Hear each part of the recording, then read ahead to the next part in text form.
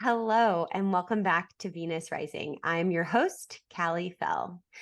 Today on the show, we will hear from a very brokenhearted guest sharing the story of her sister's death at just 39 years old. Breaz's sister went through 7 rounds of IVF, and after her last pregnancy, cancer took her sister's life. The grief is ever fresh and immensely hard to process, so listeners, please be patient as you listen to her story, and be forewarned that this episode might be triggering or emotional for some. Thank you, Breaz, for coming on the show today. And thank you so much for sharing such a personal, hard story to tell. You're welcome. I think if my sister was here, she would probably want to share her story. So that's why I'm here. I'm here for her. Yeah. So why don't you start with just telling us a little bit about your sister? Were you too close? What was she like? Give us an idea of who she was. Yeah. So my sister, we're 4 years apart. I'm older, and she was super fun and always up for an adventure. I'm a little bit more reserved, and she was kind of like we were the opposite of each other in some ways like that. So she just was super fun loving, outgoing, always up for an adventure. She would love to explore and do things that I would never even want to do. Growing up, she always wanted to be a mom. Like, she made that very clear. She always knew. Whereas for me, I was a little bit more career focused and didn't really have that in my foresight at such a young age like she did. So yeah, we were close, but we were 4 years apart. So we never really went to school together. So, a lot of our life, for me anyway, it's like I grew up with a little sister, but she wasn't really part of my life. Like, I did all of high school before she went into high school. So, but once I went to college, we became really, really close. And our sister friendship just really flourished. And we had a lot of fun. Yeah. Did you guys, so you actually would have finished college then even before she started. So you were probably able to bestow just a lot of wisdom to her and guidance. She, I told her one of the things I wish I would have done was study abroad. So she did. She went to Spain. She studied abroad for one of her spring semesters, and she ended up extending into the summer and just had the best time and amazing friendships from that trip. One in particular who I'm still friends with today through my sister. So yeah, that's awesome. So you mentioned that she always wanted to have children, and that's kind of where our story starts with her and you sharing that. And so I know a little bit of your story. You've shared it with me. So talk to me about what it was like then when she got married and decided that they wanted to start a family. Let's start and talk about that. Yeah. So my sister, she was older when she got married. She was the last of her friends. She had been living through her 20s, having a great time. And just one by one, her friends were getting married, starting to have children. And she kind of got to this point where she wanted that so bad. She had always wanted that since she was a little girl, to be married and to have children, to be a mom.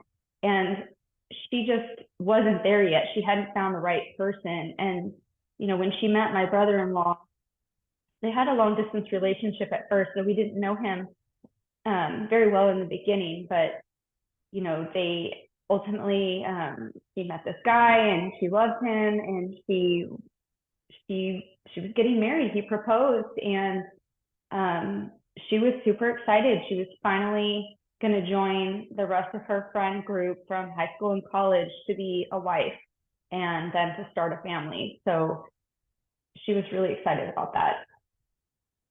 Yeah. So they got married and they decided that they wanted to start their family. How old was she when they started thinking about, because I know so many people, and this may not be your sister's case, but in my own experience with my friends, especially here I'm in California. In California, the Midwest is very different, but in California, people are delaying having children because they have so many other aspirations. They want to travel, they want to get married, obviously get married. They want to travel, they want to focus on their career. And then they realize, oh, wow, I'm getting older and my egg quality's down, or, and then they have to kind of think about what are their options at that point. So can you walk us through kind of when they decided that they wanted to have children and how old they were, and what basically kind of what led her to needing to use or wanting to use IVF? Okay, sure. So my sister, she would have had, this year would have been 8 years. So she was about 32, 31 or 32 when she got married. I think she's 32. And she knew right away that she wanted kids. So actually, we're not using anything even before the marriage, because my sister had a pre-existing health condition that she was aware of that affected all the hormones in her body. And so she knew, she didn't know at that point how hard it was going to be for her, but she knew that she was going to have a little bit of a struggle, is kind of what we always thought. It wouldn't come so easy for her. And when they started having, they just weren't getting pregnant. And when my sister started looking into alternative methods or ways of, trying to get a child of her own, biological child of her own, she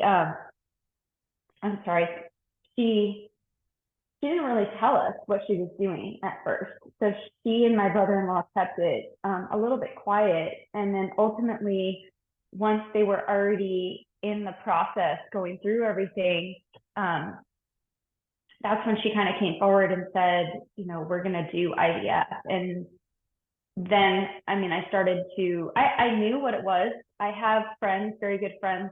I have 3 children of my own, and I have friends whose children are conceived through IVF. And so I just never really thought much about it. I thought, pretty cool technology, science, that they can help parents conceive in this way that they would never be able to before.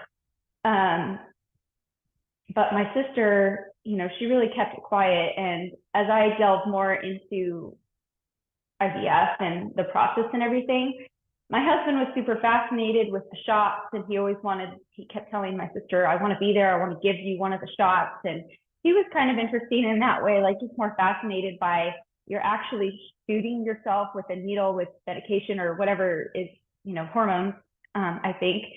Whereas I didn't really want to see or witness any of that, because from the outside as a sister, I think I really felt her struggle, and I could see it wearing her down. And, that was really hard. And that was just the first round. And so she was a pretty private person. But one of the things that she also did during this time frame of not having children on her own was she really started to pull back from all her friendships.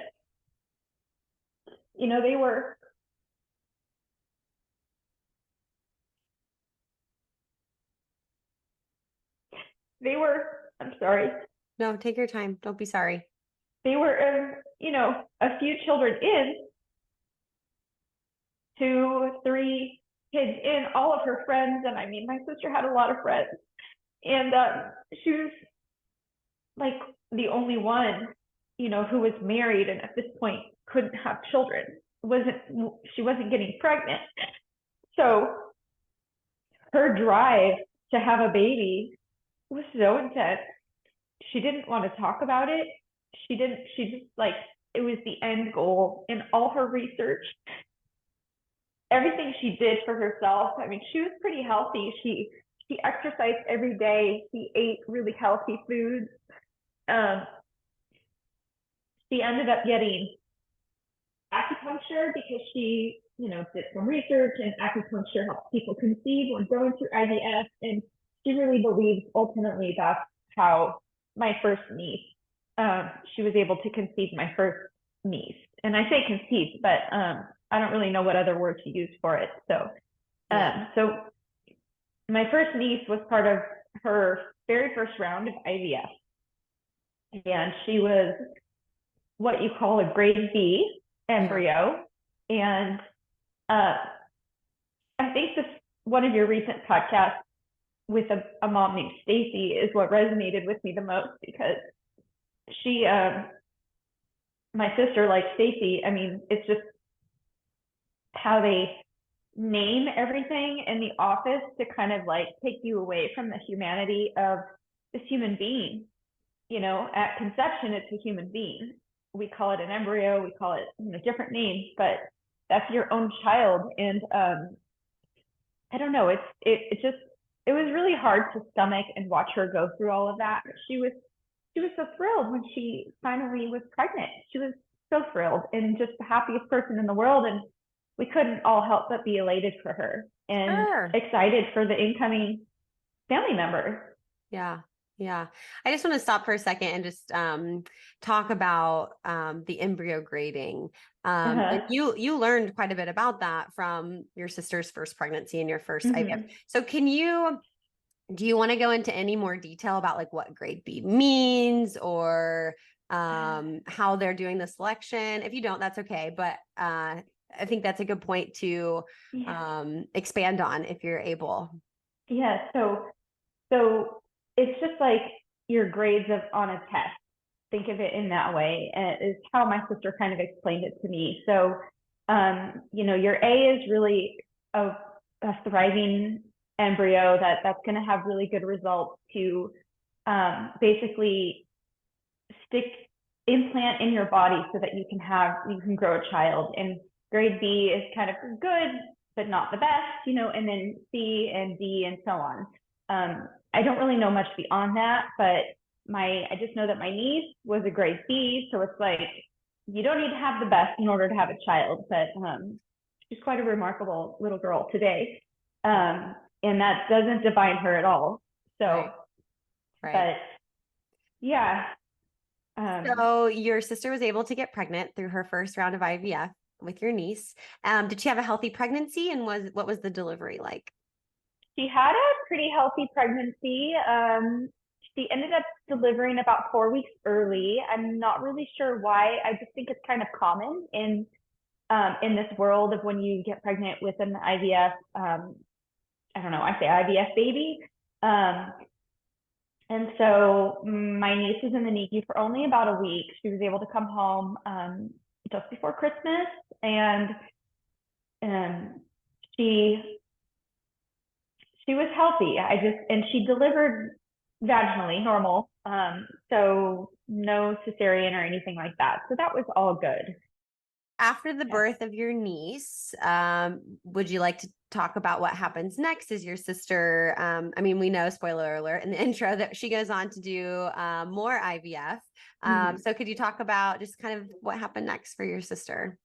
Yeah. So after she had my niece, she was, you know, super thrilled and just so in love.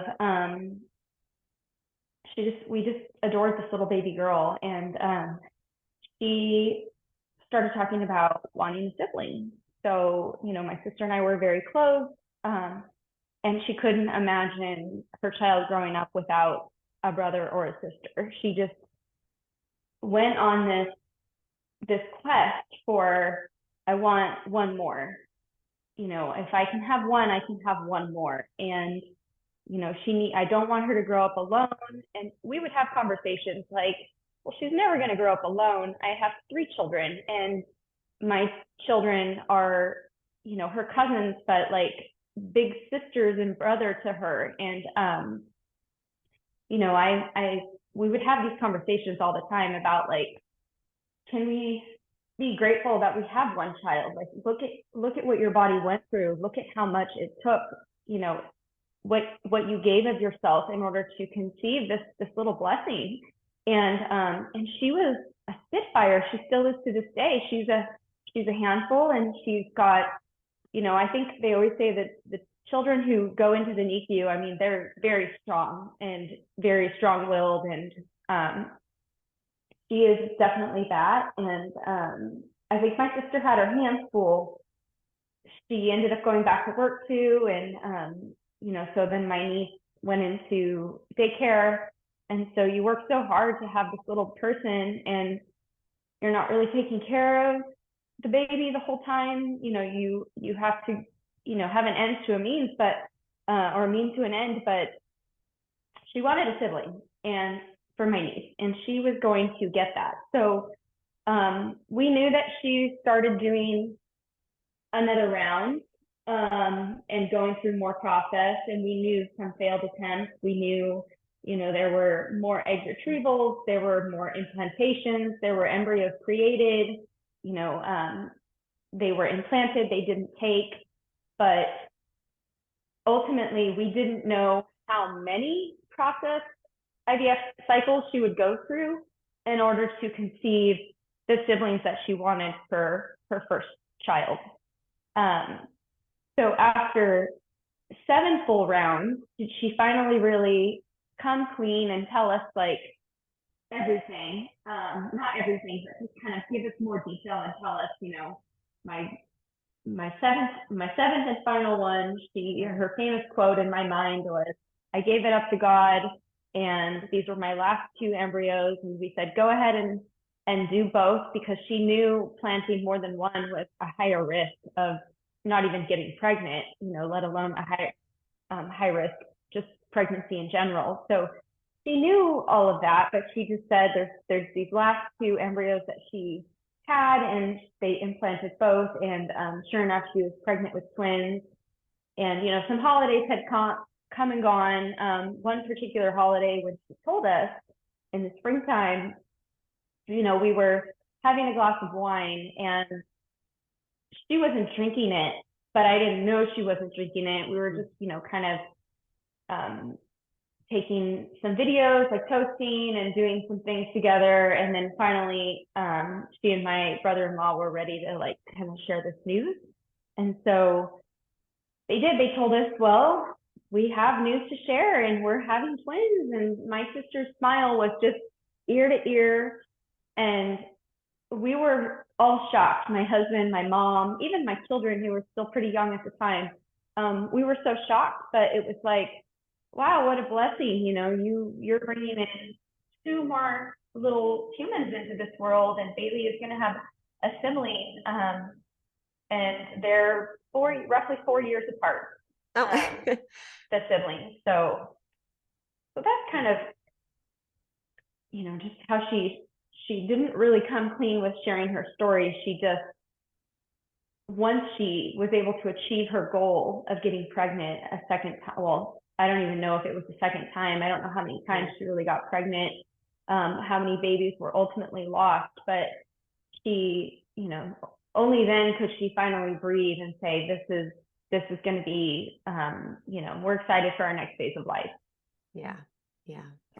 Can you talk, you kind of mentioned it, but can you talk a little bit about the toll that you saw of all of these cycles, or just even the toll of infertility, really, that it had on your sister, that you observed on her relationship with her husband or her friends? You said she recoiled a little bit, which, I mean, I can understand that, right? Like, infertility, we don't talk a lot about it. As a society, we don't know how to talk to people about it. And it can be really hard when it's something that like your sister wants so badly. And it's so good to want a family, right? That's not a bad desire. You want a family so badly. And then to be surrounded by, being invited to baby showers, being invited to friends' kids' birthday parties. I cannot imagine the like turmoil going on in your heart and in your mind, as far as like being happy for your friends, but also just being really sad that you haven't gotten that desire. Right. So anyway, can you just speak a little bit to the toll of IVF on your sister and her husband? Yes. And on the family. I mean, you guys all as a unit. For sure.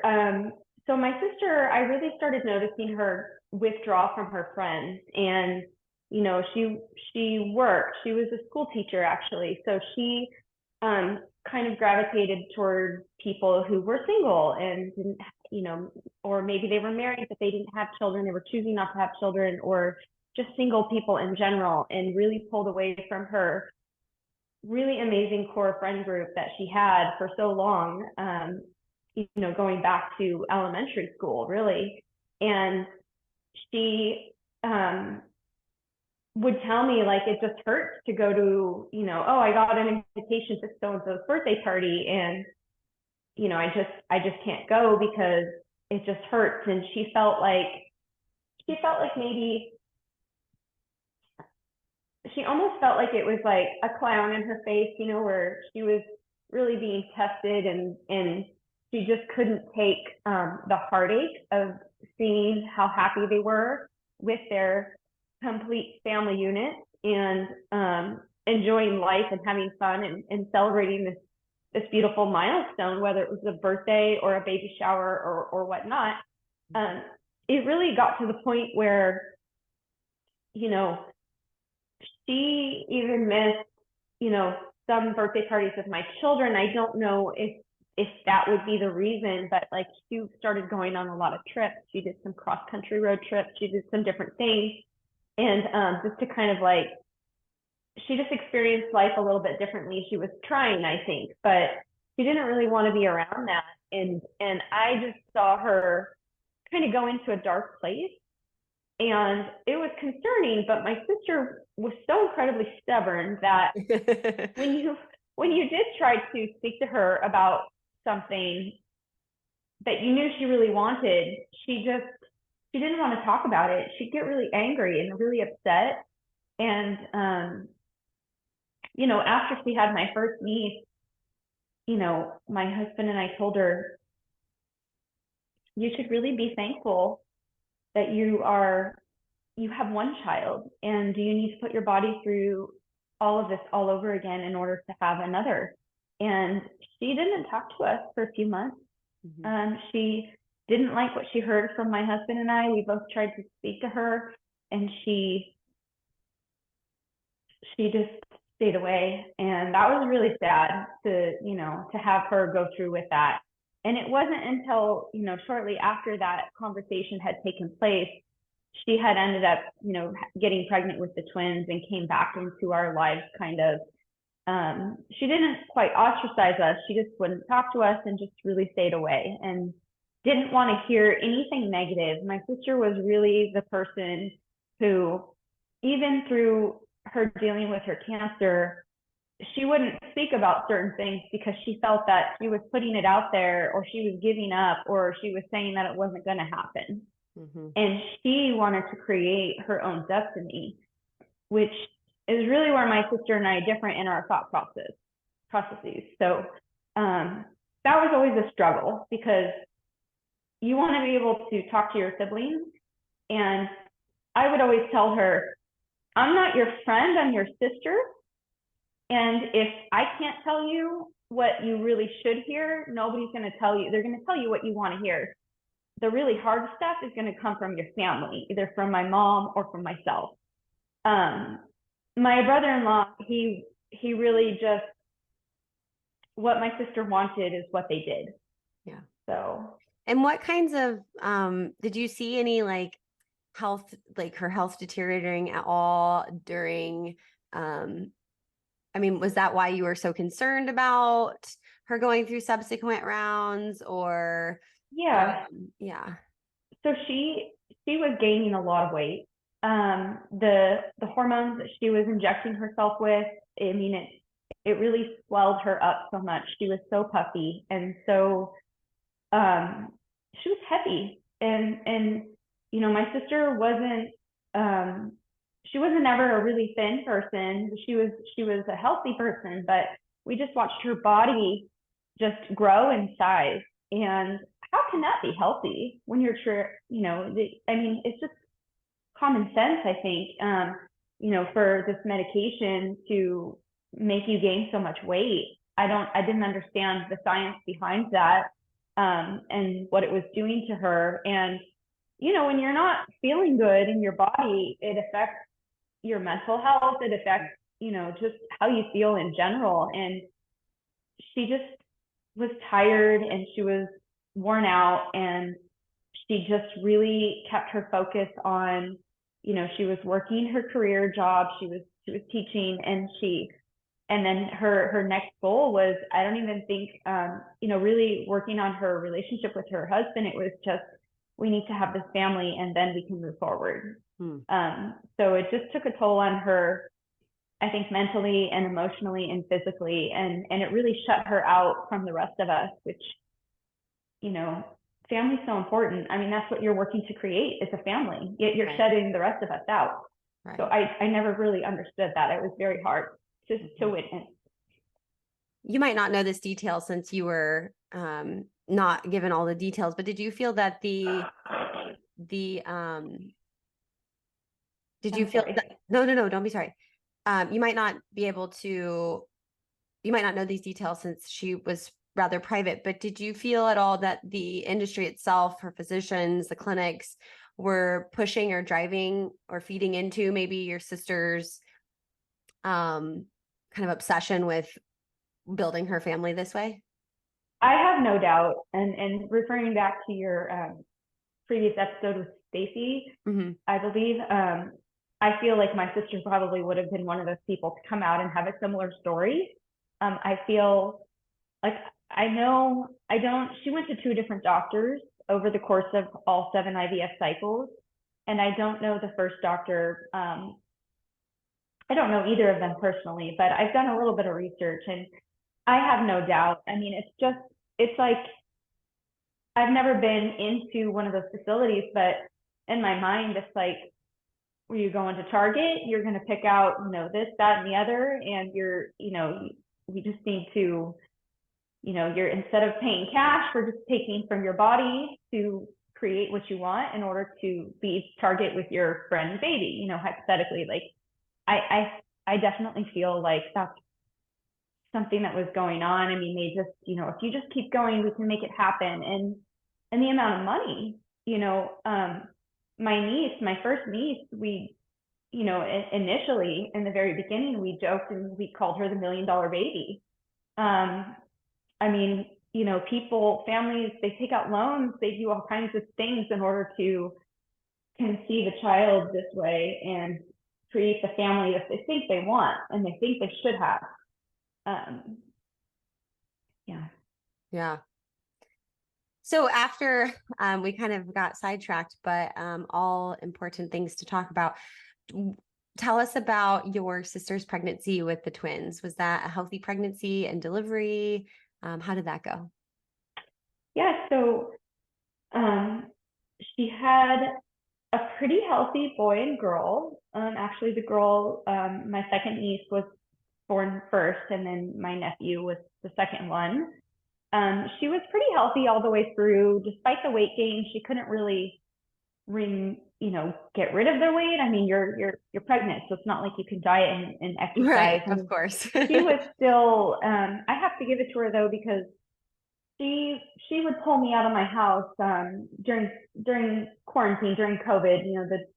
The twins were conceived during COVID and born during that time frame as well. And so she would pull me out of my house in the middle of a day, of a work day, to go for a walk around the block. And I have a pretty hilly neighborhood, so she was pregnant with 2 babies, and she had more stamina and energy than I did. It just sounds like she was determined to try to stay Mm-hmm. healthy during this pregnancy and take care of those babies. When delivery came, were those twins? I mean, twins typically sometimes come early, and Mm-hmm. then especially being conceived through IVF. So did those twins also, were they premature as well? They were premature. They were about 7 weeks early, and my sister's pregnancy up through the end was I think pretty good. She did end up going into labor early. The babies were early, but I got the phone call to come over to stay with my niece because my sister's water broke, and I said, "Oh gosh, okay." In my heart, I knew um, these babies were coming. And she gets to the hospital. They stabilize her. They admit her. They want her to hold them in as long as possible. They're 7 weeks, 8 weeks early at this point. And so she went into the hospital, in the middle of the night, and the babies were born. I said, "Oh, that's not happening." They gave her some medication to kind of hold off on labor. her water had already broke. They were monitoring her. We're talking. She was normal conversations. My brother-in-law was a little bit probably more stressed about everything than her. But I said, Jamie, you're not gonna. These babies are coming sooner than later. You're gonna have them. And oh no, I'll be fine. They gave me medication, and sure enough, they were born a few hours later. Oh wow. Via cesarean. And my niece, the one whose water broke, she was ready. She's also a Spitfire and has as much energy, if not more, than her older sister. And my nephew, he wasn't ready to come out. He was chilling inside and wasn't ready. And they actually had to break open his sac and pull him out. So that was a little bit traumatic for him, for my sister too. And then to have C-sections after her first pregnancy, she delivered a normal. And so she really didn't get to bond with them and hold them like she did. I think she was still given that with my first niece. Mm-hmm. And so that was really her pregnancy. But she was otherwise fine and okay. It was really hard for them to leave the twins at the hospital, especially during COVID with all the protocols. Luckily, because they had twins, they were both the parents, my sister and brother-in-law, were both able to be there to hold the babies and just love on them. And we couldn't wait. We couldn't wait for them to come home. They were fine. They were really, really tiny. I want to say 3 and 4 pounds each. So when they came home, they could fit, their car seat. They were just so tiny. They were like baby dolls. So I call them 2 little peanuts. They were just these little tiny things, and they were just so precious. And it felt like you were going to break them if you held them. And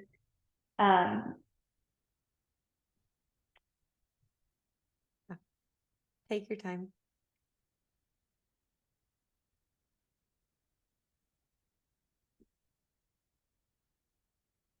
So sweet.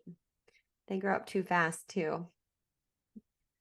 And you can't believe it. They were so tiny, you're like, oh my goodness, now you're, walking around. They are beautiful representation of my sister. Yeah, it sounds like the word Spitfire just keeps, being said. And I can imagine your sister being that way, the way that you're describing her as this ever optimist, like, go get her, like, this is my goal, I'm getting it, very driven woman. So it sounds like her children are taking after her footsteps. Absolutely. The girls are definitely my sister. My nephew definitely is a little bit more like my brother. Pretty laid back, pretty chill. But yeah, the girls are, especially the twin, my twin niece. She even looks like my sister. I mean, being 4 years apart, I have very vivid memories with my sister. Especially at the age where she's at right now. They're 2.5, and she just reminds me so much of my sister, and I'm so grateful for that. Yeah. You'll be able to tell them all kinds of stories about your sister and their mother and fill them in on the wonderful woman that she was. So this is going to be harder, but what was the timeline then from when the twins were born to your sister's cancer diagnosis? Yeah. So, my sister was healthy. She was eating right, exercising. Her body was changing due to the shocks of the hormones. She had gained weight, a lot of weight, and had been complaining before she got pregnant with the twins about acid reflux and her having back pain and stomach pain and just different things. And, I would talk to her about all of that and give her advice and tips. And she would go to the doctor. She went to the doctors, and she had her gallbladder removed and, just different things that didn't help her ultimately. She ate antacid like it was candy, and that was always very concerning. And, went to a GI doctor, never made it to a second GI doctor. I said, well, if you don't care for this one's bedside manner, let's go to a different one. And she just never made it. And I think in her mind, getting pregnant with the twins, she felt that she was going to a doctor. And so even before conceiving the twins, she was ignoring a lot of signs that her body needed her to work on itself and, take a break and just kind of focus on her health, because she thought eating right and working out was the only way to be healthy when, oftentimes we're so busy in our life day to day. I'm myself, I'm guilty, but it's like, if you have a constant pain, or if you're eating antacids like it's candy, you need to go get that checked out. And I find that fascinating that people don't think about that. But I think my sister's mind was in such a different place. She just wanted the children, and going to the clinic, the fertility clinic, I think she felt like she was going to the doctor, and she had gone to doctor's appointments for some of these issues, but she was never able to rectify them because they took a back seat to her getting pregnant. Mm-hmm. And so she just she didn't really take care of herself in that way, even though I say initially she was healthy. She was seemingly very healthy, and she was also pretty private about a lot of those things. So while she would share some things with me and I would help her with him, she didn't really give me a full picture. And I work in healthcare. I'm not a doctor. I'm not a clinician at all, but I have a lot of knowledge. Been in the industry for a long time, and so I really wanted to help her. Like, once I knew more of what was going on, and so after she had the twins, she kept telling me we'd come over, we'd go on these walks during the middle of my work day, during lunch, and we'd go on these walks and we'd have these conversations, and she'd tell me about her problems, and I'd say, you don't need to wait for that specialist appointment that is 2 months down the road. Like, you can go to an emergency room and they'll do all the testing there and we'll find out right away. You don't need to wait. And so I kept that advice to her kept coming up during our conversations, in the weeks leading up to her going to the hospital. And so I'll never forget the one day we were out on a walk, and she just told me, about her back pain and everything. And simultaneously, I had gotten COVID like a few months earlier, and after I had COVID, I kept having nightmares that I was dying from cancer. And so we're on this walk, and my sister's complaining about her back pain, and I'm giving her advice, and then I proceed to tell her about, my dreams and how I've got some appointments for myself to follow up with, that I think I'm dying from cancer. And she looks at me and she's like, you'll be okay. You'll be fine. And I'm like, okay, well, let's be fine together. Let's do this together. And it turns out all along, like, I don't know, sixth sense or whatever it is, but I wasn't the one dying from cancer. So my sister, jumping ahead a little bit, she had some appointments in the books to see some specialists, but they were, later that summer. And let me just back up. Mm-hmm.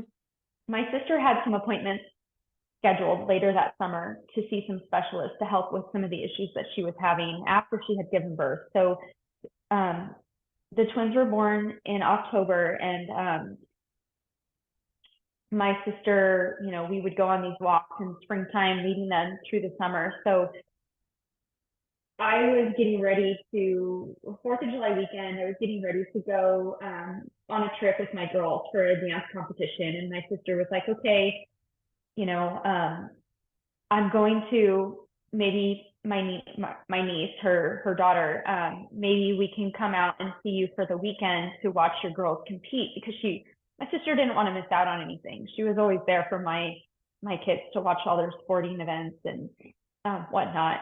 And she really thought that's what she was going to do. But she also told me, Mom's going to come over on Thursday and watch the kids so I could go to the doctor or to the hospital or whatever. So fast forward to July 8th of 2021, my mom came over, watched the kids, and drove my sister with her 3 children, dropped her off at the emergency room. And my sister went in and, just these are my pain, my symptoms, everything. And they knew, I think, pretty quickly what the diagnosis was. And I got a phone call from my brother-in-law later that evening about what they thought it was going to be. And my girls and I ended up packing up and leaving early from our trip. But that was the most devastating news to hear. So she went in, and all it was one test that they had to do in order to find out that she was having problems. And mind you, she had gone to a GI specialist before. She had her gallbladder removed, like just 2 years earlier. I actually took her to the hospital for that appointment, and all they did was an endoscopy, and they knew that she had stomach cancer, gastric cancer of the stomach. And they kept her in the hospital, and we found out on July 12th of 2021 that she was stage 4 gastric cancer, which is stomach cancer metastasis. So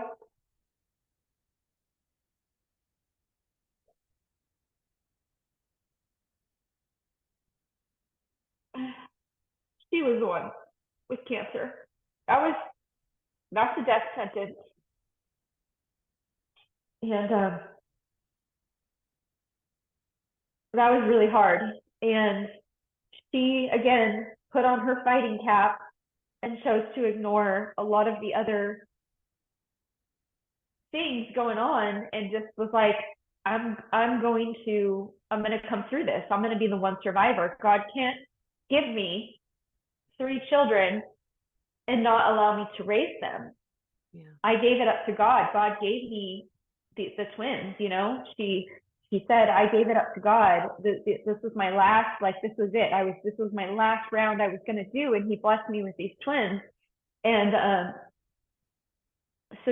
so the twins were, how old were they? They were very young. They were 9 months old. They were 9 months old. My niece was 4 years, little over 4 years, little over 4 years old. And we had my sister for 7 months before she passed. She passed February 6th of 2022. And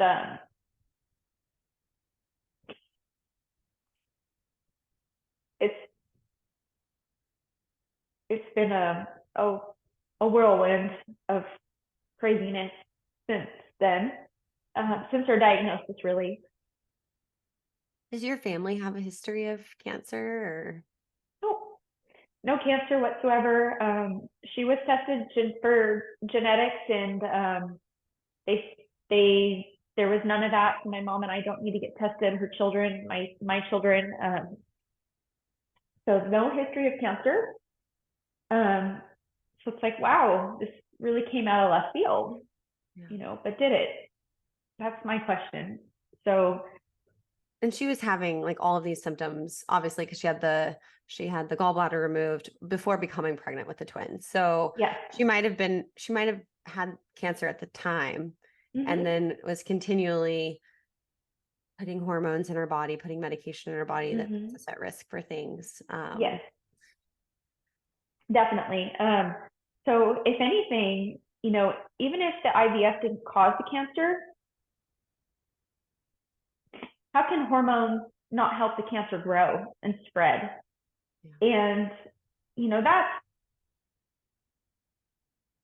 it's hard because I've tried to do some research and look into those scenarios, and there's nothing like they either do a really good job of hiding it, or you just have these women who they pass on, and their husband is so traumatized and just really trying to live day by day without their spouse to because they created these children through this process of in vitro fertilization, and they don't speak out, they don't come forward.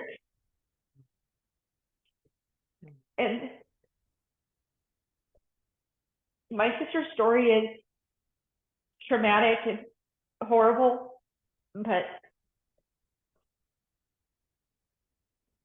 that's why I'm here, is just to share her story. Yeah. And I wish I could keep it together more. You don't have to though. So But just let people know, like,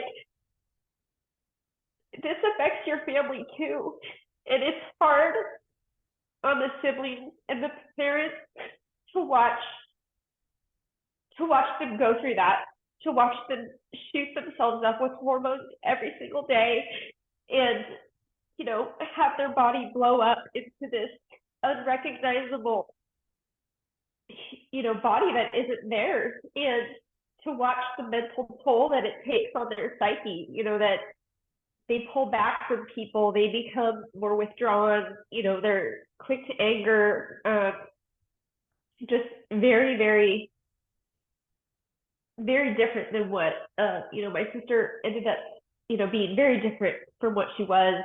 Now, after she had the twins, she kind of came back to and was like, okay, we have our family, we're going to move forward, life's going to be great, we're going to plan these trips, and she had it all planned out. yeah. But it didn't go that way. And I'm not saying everybody that goes through this process is going to have this. Like I said, I have children, my children's friends who were conceived that way. Like, my friend, they call them my mom friends. My mom friends who've gone through IVF, they're fine. They're very healthy people, and they have no issues. But I know they didn't go for 7 rounds. I know that, and I know, that I think when you go through this process, you're not really going to the doctor for yourself, for your own health.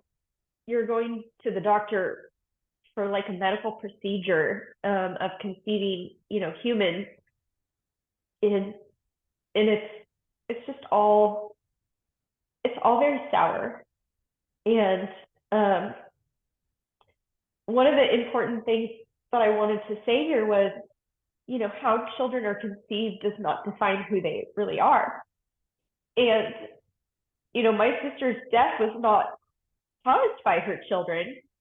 They had nothing to do with it. They're a product of her actions, for herself, and they're beautiful. And I mean, we love them so much, and they're such a beautiful testament to my sister and her memory, her legacy. Yeah. Yeah. You had said that they were really helpful in helping you heal, even just to see them grow and to spend time with them. Yes, they when I'm able to be around them. So their older sister had some activities that my sister had signed her up for, that I kept going, which took a lot of time away from my own family. And I've been very blessed to spend a lot of time with my oldest niece. And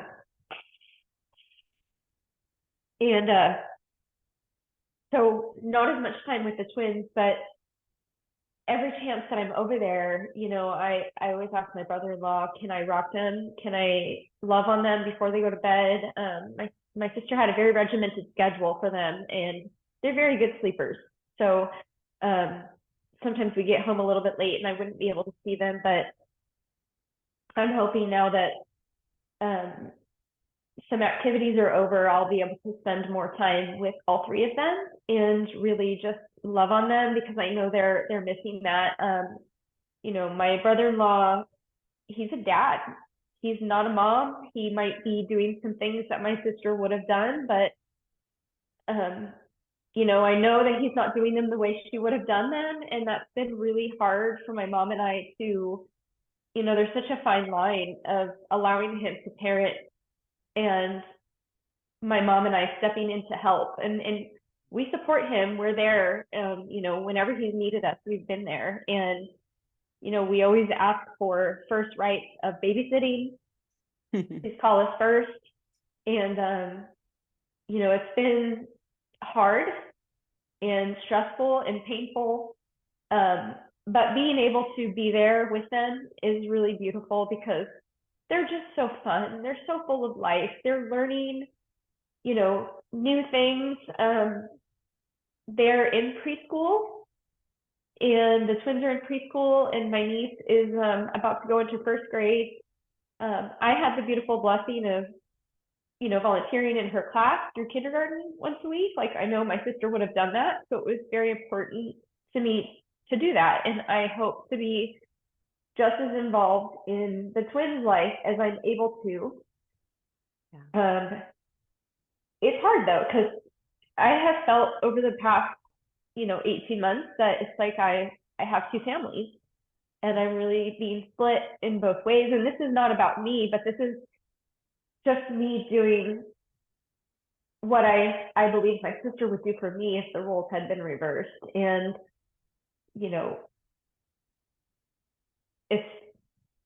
it's just a very heart-wrenching story, and it's very sad. But I know my sister made her choices, and she continued to do a lot of things, even though she had people who really loved and cared about her, looking out for her, telling her, the opposite. So, like your question earlier about the IVF doctors, I'm sure they were feeding into, we can do this, we can do this, we can get this done, we can get you your family. Whereas my husband and I were more like, you have, when she had her first daughter, you have your family. Like, let's be grateful for what she had, what you have. And it's not that she wasn't grateful for that. She just, in her mind, she had an idea of what she wanted her family to look like. And she was never going to give up until she achieved that goal. Right. And once she achieved that goal, 9 months later, into her children's life, into the twins' lives, she was given a death sentence, and she then had 7 months with us, and those 7 months were hard. Yeah. They were really hard because she couldn't hold them. She couldn't love on them like a mom would. We would put them on her lap and have to sit there and be ready to like kind of grab them. And yeah, that was another whole challenge of witnessing all those really hard events taking place. Yeah. And now just watching them grow up, hopefully I can they'll keep her legacy alive. But my niece, my oldest niece, will have memories. I know, even though she was very young, she'll have memories in her of her mother. But the twins won't.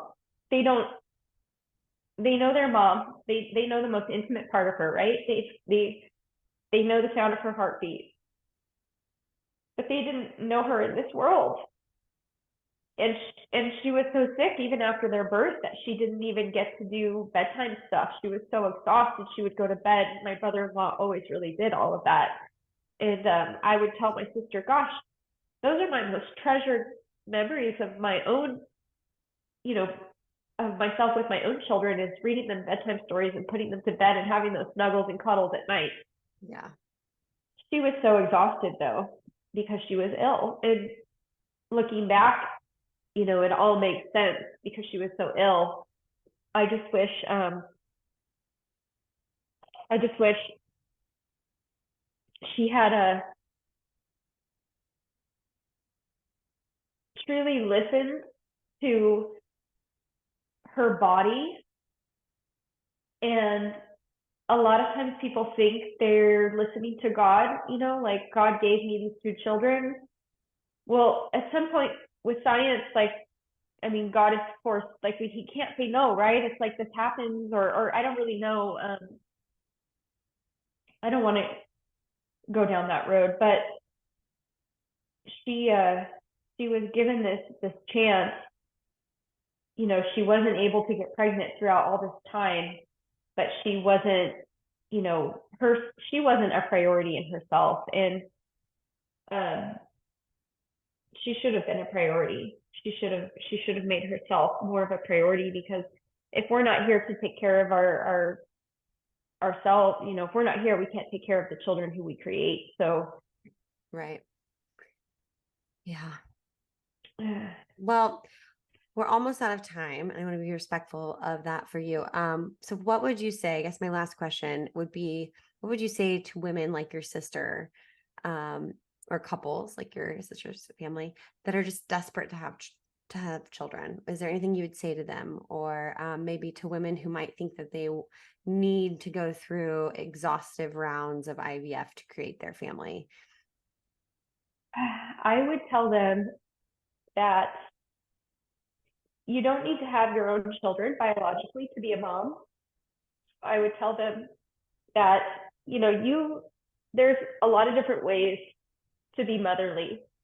And, if you're faith-based or not, I mean, you really need to ask the question of for me, what is God calling me to do?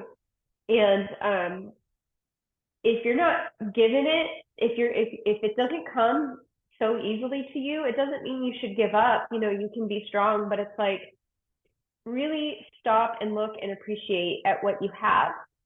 And this certain number doesn't equate to a perfect family. Like, nothing is ever going to, the timing is never going to be right. The numbers are never going to be right.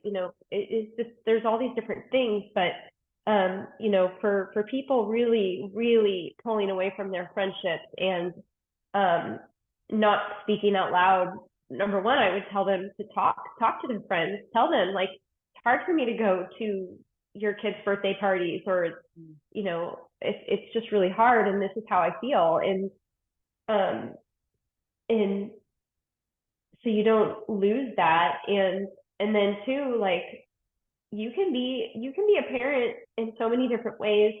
You can have dogs, cats. You can, if you're an aunt, you can be the best aunt in the whole wide world. You can adopt later on down the road. You can foster children. There's so many beautiful ways that you can still be a mom or a mom-like figure. And there's so many kids in our world that would love to have an amazing person in that role. And my sister would have been great in any of those alternative ways. And I love my nieces and my nephew so much, and I'm so thankful that I have them as her legacy. And but I just wish that she would have paused and really listened to her body and took care of those underlying health issues before she proceeded to try to have more children. I think that's the most important part, is just when you're having these other things going on and you have doctors telling you, oh, it could be related to, having your first child, the abdominal pain, or the antacid reflux could be related, stop drinking coffee and spicy foods and stuff like that. Like, if you're stopping those things or not doing those things, but it's still not helping the problem, you need to continue to fight for your health, and you need to get those things checked out, because none of us are immune to cancer or anything like that. And my sister's story is very tragic and heartbreaking, but I just would love for um, my sadness to turn into somebody else's happiness. Yeah. You know, if they go through the process and they have one child, but they find where they're in this same boat of more cycles and more cycles, having more, trying to have a second child, you know, just, I hope that they stop and think and, you know, really be grateful and thankful and appreciate what you have in this moment right now. Yeah. Well, Breaz, I really appreciate you coming on the show and sharing your story and your sister's story as much as you could. I think these stories are really important to tell because the research doesn't show these types of stories or situations. And unfortunately, big fertility, that's what we call the fertility industry here at the Center for Bioethics and Culture, isn't going to share these stories. And so anyway, I just really thank you for taking time out of your day to talk with me and share that and your and in such a public space like Venus Rising. So thank you. Thank you for having me on and allowing me to share my sister's story. I'm really grateful for all the work you guys are doing. Of course. I'd like to thank every listener and subscriber also for tuning in. Our goal here is, on top of sharing stories, is to create conversation, facilitate discussion, and encourage everyone to think beyond the masses. Thank you for joining us today.